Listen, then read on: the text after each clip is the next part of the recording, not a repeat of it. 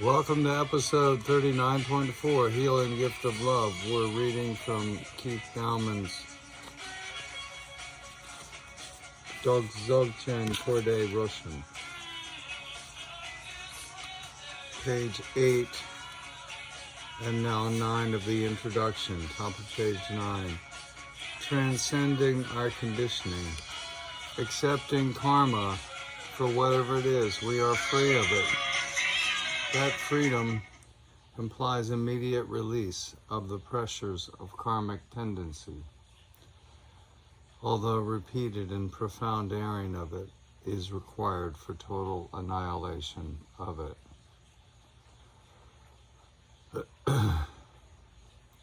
The overriding value of awareness is recognition, to recognize the forms of our conditioned being, and know the mind behind the many masks.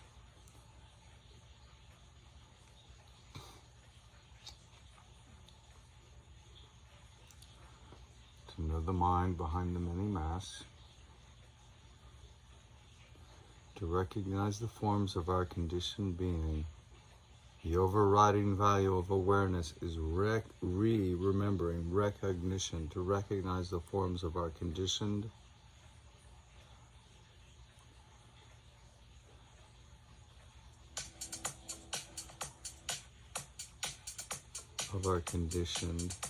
what? Our conditioned being, and to know the mind behind the many masks, to break through the traps formed by habitual thought structures and emotional reactions. Returning to infantile and adolescent, prepubescent, early adult emotional outbursts, like a dirty diaper you've been wearing for 50 years. That's what they're like when you have an emotional outburst. There's no reason. You're going to die. And nobody's going to care whether you go to heaven or hell in reality, because they won't know. In other words, it's just they're going to wish you well. They're going to wish you made it. But they're not even, nobody's checking. It'll be all you. You better get with it. You want to be a miserable bastard now and complain about everything? You'll be in hell with everybody else thinking that way, in a realm of people that complain and bicker and have no gratitude for life.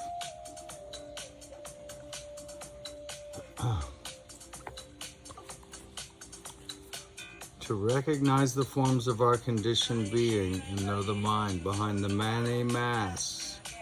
To break through the traps formed by habitual thought structures and emotional reaction, and to breathe life and with it potential for change into subconscious karmic patterns, to realize the impossibility of grasping and controlling the underlying dynamic of being and knowing such realization as bliss.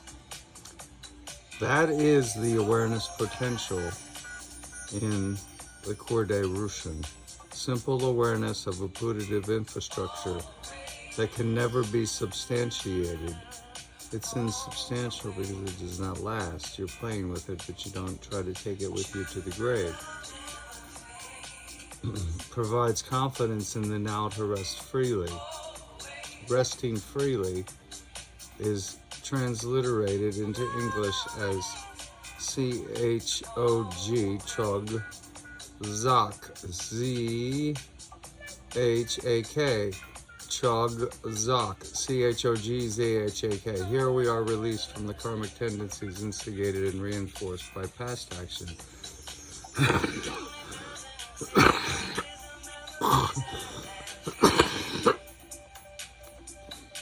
To reach out and grasp and hold what we like and what we want, practicing the Khorde Rushen. Let's reread this. You have to be careful. Simple awareness of a putative infrastructure that can never be substantiated. It's not real, with an infinite potency that can never be validated. provides confidence in the now to rest freely. Simple awareness of a putative infrastructure, but it can never be substantiated. With an infinite potency that can never be validated, provides confidence in the now to rest freely. In the now to rest freely. Chogzak. Chogzhak. Here we are released from the karmic tendencies, instigated and reinforced by past action. We are released from the karmic tendencies to reinforce and instigate past action to reach out, to grasp and hold what we like and what we want. Practicing the Khorde Rushen experiences, memory, hopes, and fears will arise in the role. The tradition provides labels and images to identify them, all nicely arranged, and what is called the Wheel of Life. At the wheel's hub, cock, snake, and pig represent positive, negative, or neutral response to all sensory impressions. Outside that hub, the wheel's 6 spokes apportion enough space for figurative representation of a karmic outcome of the 6 basic emotional responses. Desire arising from ignorance, forgetting who you are, and the selfishness that goes with it, anger, and the fear over having been angry, and the fear of not being important, and not knowing who you are, which is a child of the Most High God, or the mind of clear light. Jealousy, pride, and attachment. So envy and pride, one and the same, really, because if you're envious, you're too proud of yourself, and you're envious of what they have that you don't have, and you want to be proud of yourself for these attributes which are impermanent and insubstantial. And your attachment, clinging to this world, trying to take the marbles of your $6 million that you made to the grave. Yeah. The outer concentric band of the wheel is divided into 12 parts. So the tradition provides the Wheel of Life at the wheel's hub in the center is cock, snake, and pig. So the cock represents the chicken, positive. Negative is the cock. Is the snake. Negative is the snake. The rooster, the cock, is positive. The snake is negative, and neutral is the pig.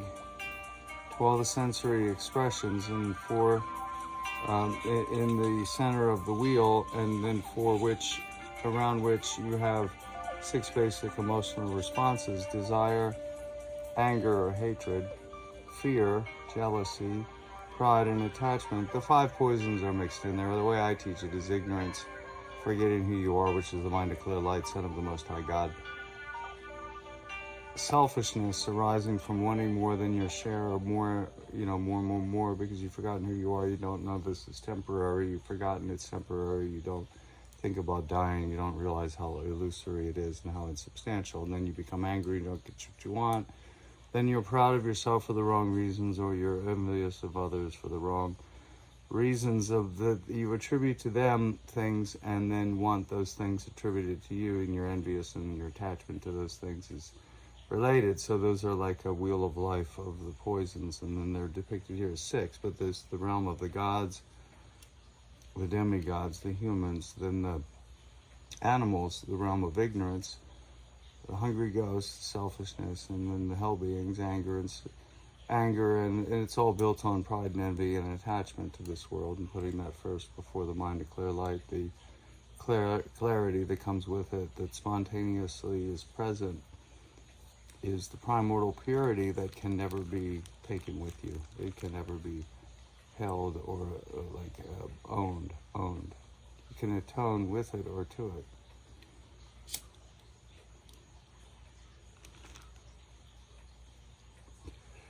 The outer concentric band of the wheel is divided into 12 parts.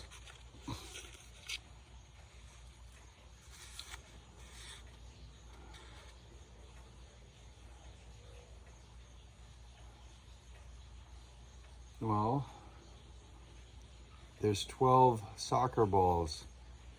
Let's say they're inside of a bag.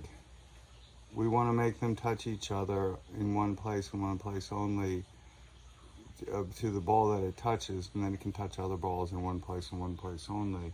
You'll find that there's one ball, if you put one ball in the center and staple or glue or nail the 12 around, they'll form a pentagonal dodecahedron, just as 6 pennies will form a Star of David around the 7th penny, symbolizing the Sabbath, or the prime number 7, the completion, the virgin number. Yeah. The 12 parts around the outer concentric band correspond to the 12 signs, which are like the 4 elements taken as the beginning, preservation, or the birth, the preservation, and the ending of the 4 elements times 3, beginning, the birth, the preservation, and the ending, taken with the 4 elements makes 12, or the 12 apostles and the 13th of Christ. The 12 months in the sun itself. The entire wheel of samsaric possibility is held by the great black ungovernable force of karmic inevitability, Mahakala. This wheel is a mnemonic device providing the means of identifying and labeling the elements of our experience as they enter consciousness in our Khorde Rushen praxis. On the wheel of life, the aspects of emotional response, attachment, rejection, negativity, inflation, deflation, and effectivity are represented figuratively by caricatured beings inhabiting our psychic dimension, namely hungry ghosts, hell beings, animals, gods, demonic and anti-gods, and human beings. Each form of being is designated by color. Divine beings are yellow, titanic anti-gods are green, human beings are orange, animals are gray, hungry ghosts are red, hell beings are blue. All colors are opaque and dense. These archetypal caricatures are useful to characterize and label subjective experience as it emerges into consciousness. Their use is expanded when they become the prop of memory-infiltrated ideas, inducing imagination that is then acted out in dance and sound in the Khorde Rushen theater. In this way, the outer Rushen retreat is a primary technique for the clarification of mind. By attempting to separate samsara from nirvana with its implication of release from the former into the latter, we have re-established with finality the identity of samsara as nirvana and nirvana as samsara. In other words, again, you're freeing yourself from fear. Perfect love casts out all fear. Love of the clear mind of clear light. Perfect gratitude is a prerequisite. Perfect gratitude for life and your ancestors and everything that made you who you are, even the most evil. They taught you lessons and showed you how far back you've come towards the mind of clear light, or God, or the divine composer, and the perfection itself requires unconditional love in order for it to manifest within your heart. And unconditional love for all parts of yourself and all people. Doesn't mean that you let yourself become a doormat. You don't. You master the 12 virtues: courage, temperance, liberality, with large amounts of money, magnificence, and magnanimity, in terms of your power. Leo, the 5th sign. The 6th is Virgo, service, proper ambition. 7th is Libra, patience. 8th is truthfulness, the Scorpio. 9th is friendliness, Sagittarius. 10th is Capricorn. Well, wittiness is Sagittarius, and Capricorn is friendliness. Number 11 is Aquarius, modesty. And the 12th virtue is the manifestation of Piscean, self-martyrization, manifested in the right way, so that you were hurt, wounded, experienced the wounded the nation, channeled it back to them, and only righteously and only acted righteously and were righteously indignant, not malicious or vindictive, and didn't want to go back and kill the people who had done what they had done to you. You forgave them, cleared yourself, forgave yourself for falling for it, maintained unconditional love for the whole experience, past, present, and future, and intended and prayed for total gratitude to reign and wash over you in every act, everything that you thought, did, or said, and every part of your body, mind, and speech dedicated thereby, the prerequisites for the Dharma of the decision to maintain the altruistic intention to work for the happiness of all sentient beings, including the self-liberation of yourself, and the sharing of it therein leads to the self-liberation of all sentient beings, so that you work for all of it, and you realize that you could be just as happy working for that here on Earth in the dung heap as you would be at galactic headquarters. The Ashkar Command. Ashkar Command. Okay, in this way, the outer Rushen retreat is a primary technique for the clarification of the mind. By attempting to separate samsara from nirvana with its implication of release from the former into the latter, we have reestablished with finality the identity of samsara as nirvana and nirvana as samsara. This is accomplished both through time and in the timeless moment, and may be restated as intuitively identifying ordinary mind with Rigpa, R-I-G-P-A. Look it up. We've already gone over it. Metaphorically, this may be reiterated as a recognition of Rigpa as the mirror, while awareness is the glass and mind is the image in the glass. Mind is the image in the glass, is the image. Metaphorically, this may be iterated as the recognition of Rigpa, R-I-G-P-A, as the mirror, the awareness, the wakefulness is the mirror, while awareness is the glass. And the mind, the awareness, the Rigpa is the glass. The wakefulness, the awareness is the glass, and the mind is the image in the glass. While those images state the ultimate purpose and product of Khorde Rushen, relative benefits also emerge, such as experience of body, speech, and mind as empty form, and thus the reduction in attachment to that form. Inevitably, our scope of experience expands to include increasingly greater knowledge of the actual and potential forms of our conditioned being. In that constantly enlarging experience, predispositions, proclivities, and habit patterns are brought into detached awareness, and with success in the practice. Success in the practice. Even eventually, with success in the practice, eventually deracinated as clear light. In that process, we are released from thought and emotional traps, and the inhibitions and blockages and ghosts caught in the subconscious are blown away. Hopes and fears dissolve, opening up the interior, all-encompassing sphere of compassion, and thereby we realize that ignorance is the bliss of the nature of mind.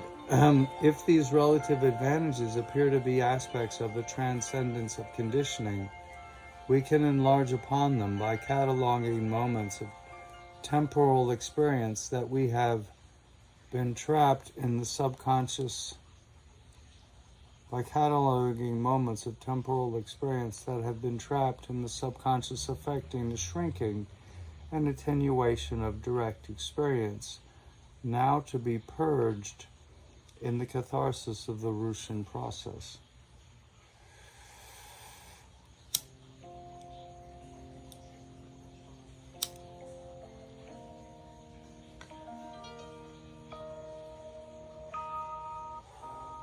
Finally, the pre-birth and childhood experience leading to adolescent trauma may be recalled and released.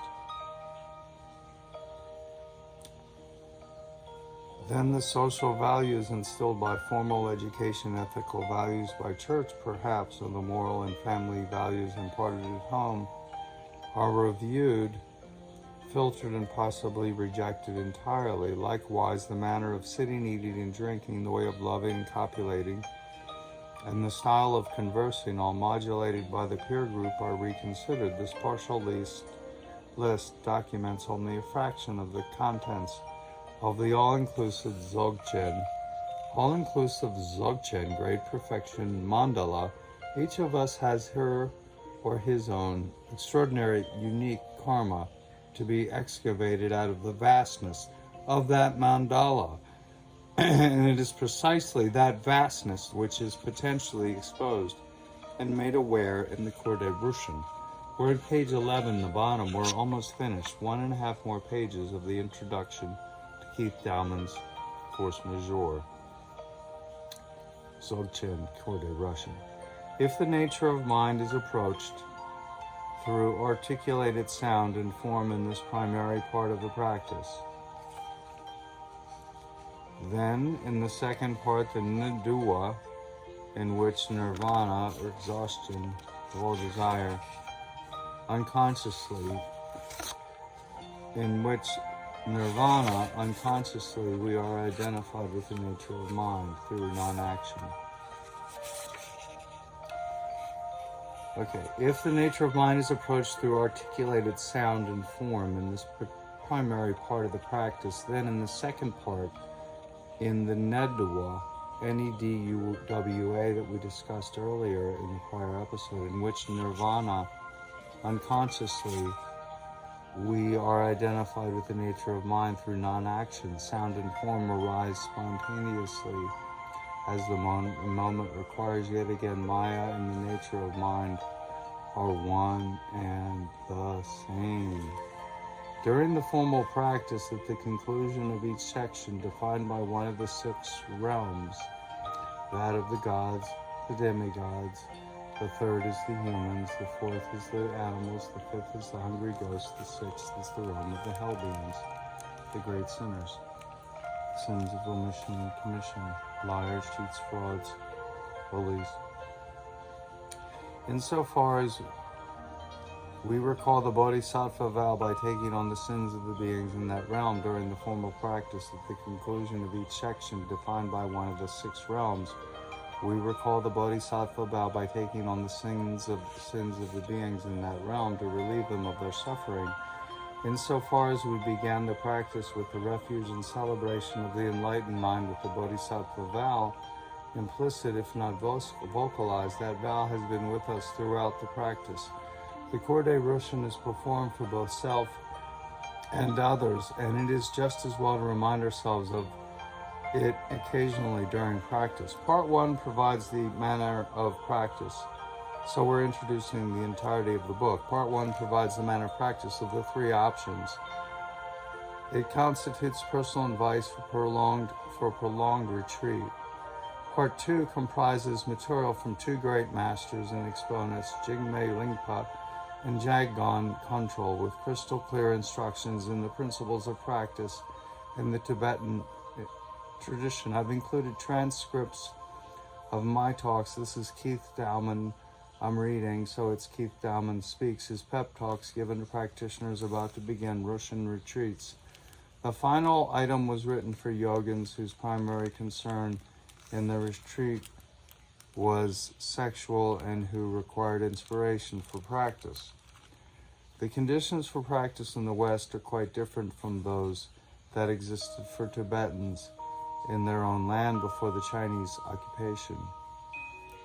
Sad to say, the temporal and spatial parameters of the outer Rushen practice in Old Tibet are unavailable to us in the West and need to be rethought. The tradition may be reconstituted, but the basic principles will remain unchanged. The 2 transcripts I've included in part 2 of talks given to practitioners camped in a forested area at least 100 meters apart, optionally meeting in silence twice daily for food. This evidently is a compromise on the Himalayan version of the practice. Creative imagination and resolution are required to give the practice the environment that it deserves. Where did the Khorde Rushen originate? The term Rushen, R-U-S-H-E-N, has no known Indic equivalent, so we must assume an indigenous Tibetan origin, probably Bon, B-O-N, 18,000 years ago, at least. Certainly we know, that's what they claim. Certainly we know of no such practice existing in Sanskritic India. It seems, however, eminently suited to the West in the 21st century. At the time of the coronavirus pandemic, it should be noted the classical solitary practice is the appropriate form of the Rushen, if only a solitary place outside social constraints can be found. Thus ends the lesson. Episode Keith Dowman'S Dzogchen, Khorde Rushen, episode 39.4.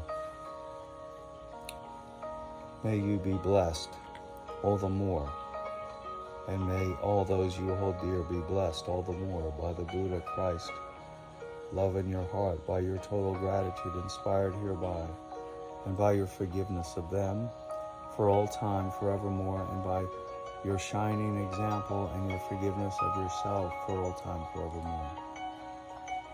I welcome any donations. pdhinton@gmail.com is my email. P as in Paul, D as in David, hinton@gmail.com. And my phone number 305, for now, 407-0699. I'll be switching back to 786-438-9526. Please call. Consider a Venmo donation, VENMO. Call me or text or email me and discuss anything that you'd like discussed on the show. Ask questions or critique and tell me I'm wrong about something, or ask to appear on the show.